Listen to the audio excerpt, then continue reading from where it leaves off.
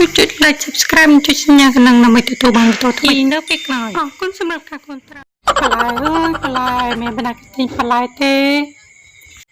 អូខ្ញុំទិញតើអានឹងតម្លៃប៉ុន្មានបាទហើយមកខ្លួនអាក្រ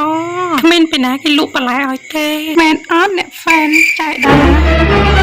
កុំនិយាយថាខ្ញុំក្រណាខ្ញុំហៅធនាគារឲ្យយកលុយមកឲ្យខ្ញុំនៅភ្លាមនេះអេឡិចត្រូនិកឆាប់បញ្ចេញរ៉ាតខ្ញុំទទួលបានហើយអរគុណសម្រាប់ការគាំទ្រសូមជួយចុច like subscribe ចុចសញ្ញាកណ្ដឹងដើម្បីទទួលបានវីដេអូថ្មីនៅពេលក្រោយអរគុណសម្រាប់ការគាំទ្របន្លែអើយបន្លែមានបណ្ណាទិញបន្លែទេបាទហើយមកខ្លួនអាក្រគ្មានពីណាគេលក់បន្លែឲ្យទេមែនអត់អ្នក fan ចា